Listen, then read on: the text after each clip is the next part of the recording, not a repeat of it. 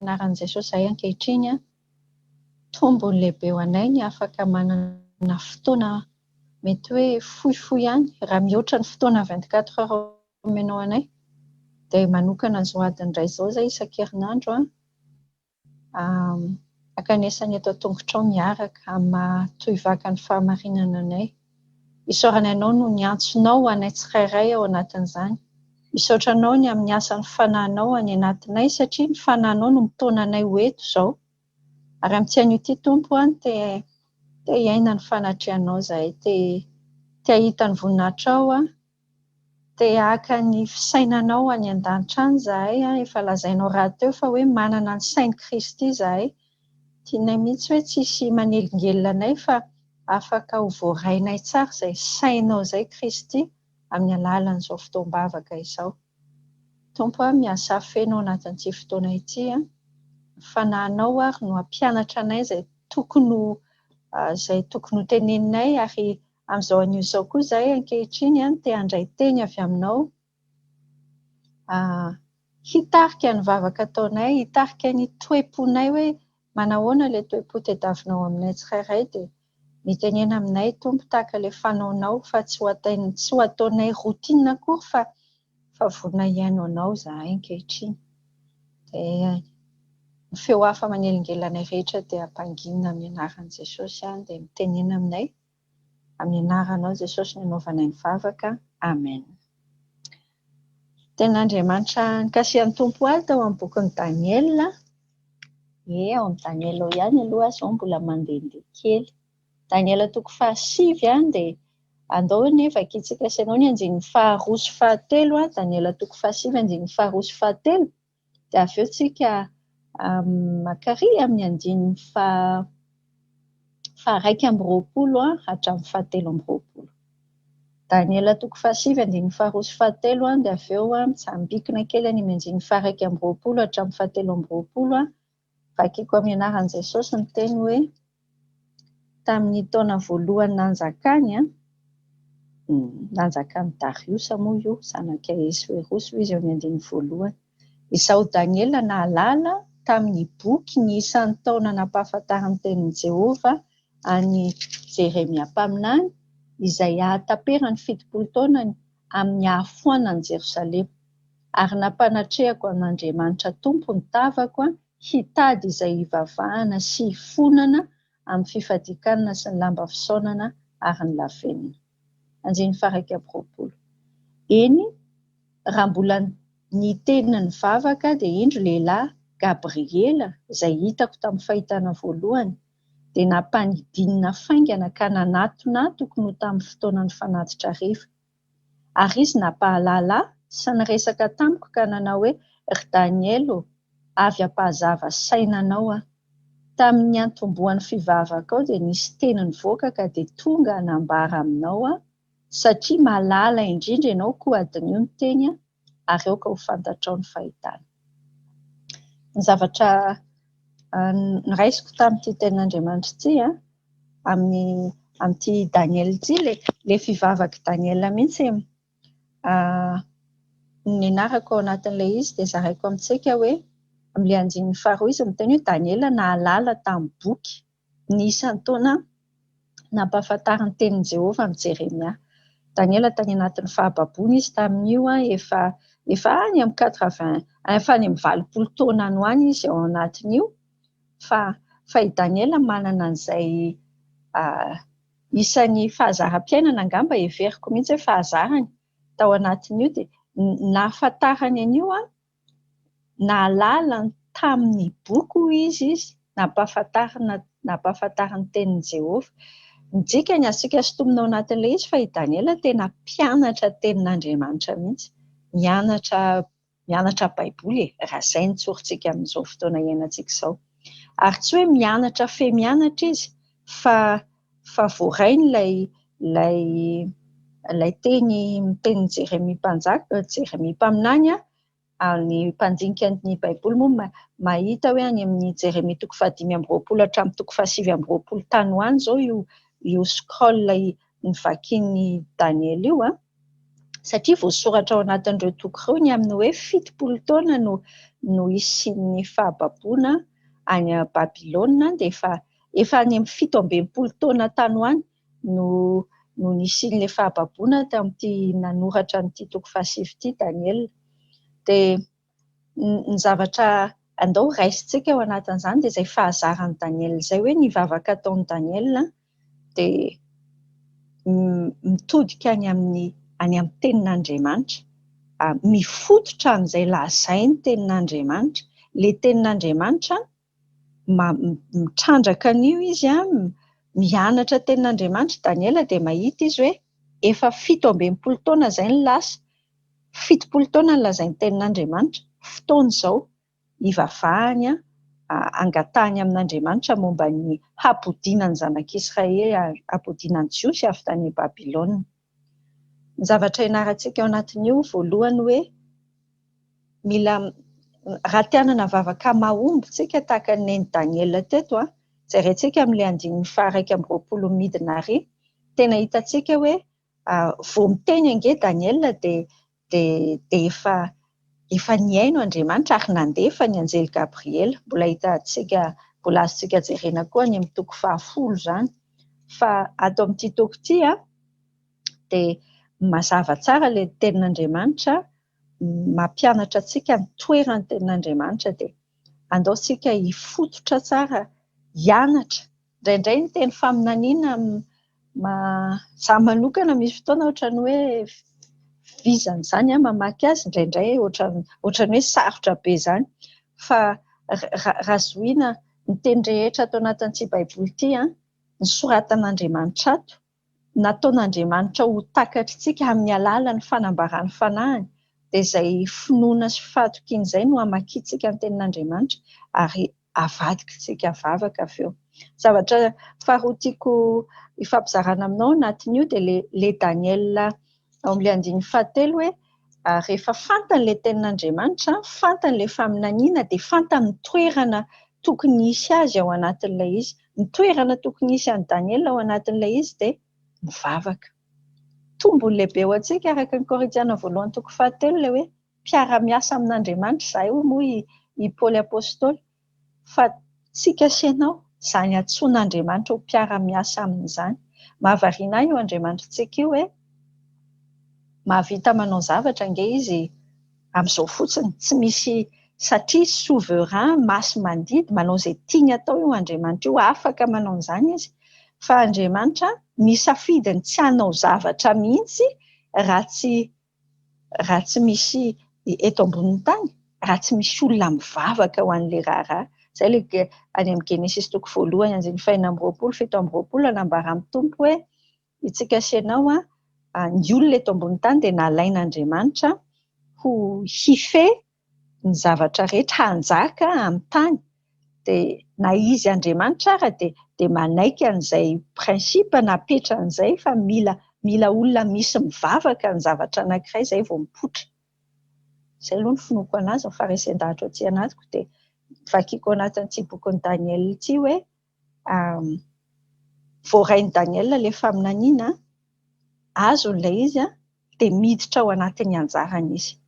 Tsika sy ianao koa manoloana ny tranga rehetra izay miseho ny zavatra fantatritsika ny amin'ny sitrapon'Andriamanitra, ny amin'ny fiavian'i Jesosy, ny amin'izao andro farany izao dia tsy mitaky antsika fotsiny hoe hitsetsetra eto am-pitoerana eto hoe tena ratsy ny fiainana, tena miadala ny zanak'olombelona, ny isan-karazany, fa mitaky antsika sy ianao hoe andao alaina, tsy hoe alaina fotsiny, andao tononona am-bavaka, izay ny ataontsika eto amin'ity tohivakan'ny fahamarinana ity, maka ilay fanjakan'Andriamanitra any an-danitra no tanterahantsika eto ambonin'ny tany amin'ny alalan'ny vavaka. Io ilay tenin'Andriamanitra eo amin'ny Daniela toko 7:13 hoe ary nampanatrehako hoy Daniela an'Andriamanitra tompo ny tavako, hitady izay hivavahana sy hifonana amin'ny fifadikana sy ny lamba fisaonana ary ny lavenina. Manaitra anahy koa ilay tenin'i Daniela hoe ampanatrehako an'Andriamanitra tompoko, amin'ny Andriamanitra tompo ny tavako. Ty tavantsika ity asa hoe manatrika inona ny ianao zao ny tavanao ankehitriny, manoloana ny mety problème ny olana samihafa izay mipoitra eo amin'ny fiainana, manoloana ny fahasahiranana, manoloana ny kolikoly isan-karazany hitantsika, ampanatrehantsika an'ilay olana ve ny tavantsika. Ny tadaviny devoly atao dia tadaviny ahondrika eo tsika, ahondrika eo amin'ny hoe io jereo fa tsy ho tafavoaka io Madagasikara io, tsy tafavoaka izany io, efa izay no izy mandeha daholo izay zavatra tiany tenenina rehetra. Satria tiany devoly hifantoka amin'io ny tavako hoe eo, dia mahita hoe verhevitra. Fa neny Daniela ny anarantsika sy ianao androany dia hoe ndao ampanatrehantsika an'Andriamanitra ny tavantsika sy ianao. Fa rehefa manatrika an'Andriamanitra hoe ilay tenin'Andriamanitra izay hoe tsy mangahiahy ny tavantsika rehefa miandry an'Andriamanitra tsika. Ampanatrehana n'inona moa ilay tavantsika? Ilay isika sy ianao ampanatrehana hitady izay hivavahana sy hifonana amin'ny fifadikanana sy ny lamba fisaonana. Ny zavatra raisiko manokana ao anatin'io anao hoe tena zava-dehibe. Tsara ilay vavaka poa-katsaka, izay moa filazako azy izany hoe vavaka poa-katsaka, poa-poakeny, mandeha bus ianao dia mivavaka, andeha hiasa ianao dia mivavaka, tsara. Fa misy fotoana ary ilaina, ny tahaka an'izao tsika mipetraka izao, fa indrindra koa atsika sy ianao manokana, ny fiainam-bavakantsika manokana no mamaritra ohatra ny ahoana ny kalitao amin'ny fiainantsika manokana. Ny fiainam-bavaka ny toivaka ny fahamarinana no mamaritra ohatra ny ahoana ny kalitao ny asa ataontsika sy ny fiatraika amin'ity toivakany ity amin'ny manodidina. Ndao tsika atao tsotra tenena izany dia hoe ndao hanao vavaka sérieux, tsy hoe tsy sérieux akory ny vavaka hafa no tiako lazaina, fa hoe andao tena aka fotoana manokana mihitsy amin'ny eritreretintsika ange fa io tia Daniela ity ange olona ambonina fanjakana izany, mpitondra fanjakana ambony Daniela tao amin'ny fanjakan'ny efa fanjakan'ny Medio-Persiana indray moa nanjaka teto. Dia kanefa tao anatin'io manana fotoana hivavahana foana io Daniela io, ary manokana fotoana amina fifadikanana sy ny vavaka izy eto. Zavatra ampahirezana antsika farany ary amin'ilay andiny faraika amby roapolo hatramin'ny fahatelo amby roapolo, ilay efa natsidikitsika teo ihany hoe vao miteny ange hoy ilay anjely Gabriela niresaka tamin'ny Daniela hoe ry Daniela, avy ampahazava sainanao tamin'ny atombohan'ny fivavaka ao dia nisy teny nivoaka ka tonga hanambara aminao satria malala indrindra ianao. Mampahera loatra amin'ny eritreritra an'izany, ary dia mampahera antsika hoe indraindray misy fotoana ilay lazonady hanohy an'ilay isan-kerinandro mihitsy indraindray ohatra ny misy fotoana mety kamo samy mety manana an'izany saina izany any anatintsika any ilay olona tranaintsika ity, fa ampangintsika any ilay olona tranainy dia raisintsika hoe ay moa na mbola tsy hitantsika azo tsapahitana raha hoe io valim-bavaka izy na izy, efa misy azontsika jerena daholo ihany ny valim-bavaka, fa na mbola tsy hitantsika ary dia andao mbola hitohy ihany tsika, satria ay moa tamin'ilay fotoana ny vavahantsika iny vao vatany milatsaka eto am-bavantsika. Ary amin'ny Daniela 1:10 izy miteny hoe noho ny teninao rehefa miteny ity vavantsika ity dia misy zavatra ataon'izay, misy hery ataon'izay teny lazaintsika izay iny amin'ny tontolon'ny fanahiana, na io zavatra ho negativa mihiba, na io zavatra, na io miantso ny anjely hiasa, na io mampitsoaka ny anjely. Dia anaontsika sy ianao hiara-hiasa amin'ireto anjely nataon'ny tompo hanompo antsika ireto, dia ho hivavaka tsika miaraka amin'ny lazonady, ny persévérance, mandra-pahitatsika ny valim-bavaka. Dia ny zavatra farany indrindra tenentsika dia ity hoe ilay hitanao amin'ny andiny fahatelo amby roapolo hoe tamozy izy tonga hanambara aminao satria malala indrindra ianao. Miverinao amin'ny bokin'i Daniela 7:10 ny teny hoe malala i Daniela, malala tonga hanambara aminao izy fa malala indrindra ianao. Zavatra raisiko anatiny io indraindray avariana amin'ny tenin'Andriamanitra ry amin'ny andiny toko 10:27 izy miteny aza matahotra ry ilay malala indrindra. Miverina io teny hoe malala indrindra. Dia mieritreritra fa Andriamanitra angamba ary manao favoritisme misafidifidy tavan'olona ve ty Andriamanitra ity fa misy hoe malala indrindra dia misy tsy dia malala ny loatra. Rehefa mandinika ilay izy satria ny tenin'Andriamanitra raha teo miteny hoe Andriamanitra tsy mizaha tavan'olona.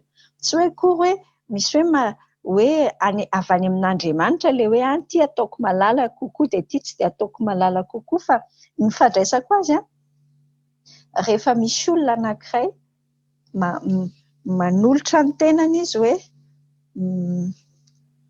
za hitady an'io Andriamanitra io araka ny Jeremia 7:20-7:17 hoe tena mitady azy amin'ny fo rehetra hitan'Andriamanitra eny ary manifeste fitiavana plus amin'iny olona iny Andriamanitra mampiseho fitiavana mihoatra tsy hoe mizaha tavan'olona izy fa arakaraka le sokafako amin'Andriamanitra sy ny anolorako ny tenako an'Andriamanitra dia Andriamanitra te hampiseho hoe iny olona iny izany hahatsapa kokoa hoe malala indrindra eo mason'Andriamanitra izy. Antenaiko fa ny Tompo mampisokatra an'izany anatin'ny saintsika sy ny fanahintsika rehetra any mba hampahery antsika dia atao hivavaka tsika aloha ary amezantsika an'izany rehetrarehetra izany. Andriamanitra miara-misaotra anao amin'ny anaran'i Jesosy izahay fa voarainay ilay hafatra ao ny amin'ity Daniela ity izay te hianatra amin'ny Daniela. Te hianatra amin'ny Daniela mandinika ny teninao. Te hianatra an'ilay hoe mivavaka mifototra amin'ny teninao. Jesosy ampianaro an'izany izay fa tsy mahay. Te hianatra an'izany hoe mampitodika, mampifanatrika ny tavanay aminao Andriamanitra. Tsy mampifanatrika ny tavanay amin'ny olana, tsy manaiky ho tsindriany fahavalo fotsiny fa mijery anao ilay tompony finoanay sy mpanefa azy. Jesosy izay tsy manana lazonady izay matetika mahery fo izay amin'ny voalohany amin'ity resaka vavaka ity. Fa rehefa mandeha ny fiainana dia rehefa tsy tena hitanay avy hatrany ilay valim-bavaka dia ohatra resy izany izay fa velomy any anatinay. Ilay fanantenana fa vao mitenika izahay rehefa misy vavaka araka ny sitraponao ataonay dia miaino anay any an-danitra ianao ary rehefa mandefa ny valim-bavaka ianao mankasitraka anao sahady. Misaotra fa miaino izay tonom-bavaka ho tonononay eto amin'ity anio alina ity tahaka ny efa nataonao tao anatin'izay alatsinainy maro efa niarahana teto izay. Misaotra Jesosy fa manana fo manokana ho an'ny toivaka ny fahamarinana ianao. Tsy hoe ilay association amin'ilay maha izy azy fa ilay olona tsirairay mandrafitra an'io toivakany io. Mba hoeninay any anatinay nge ry Tompo fa ianao mihitsy no miteny anay fa malala indrindra eo masonao izahay. Misaotra indrindra Jesosy dia mifananao nitarika ny rehetra ao anatin'ny vavaka sao amin'ny anaran'i Jesosy. Amen.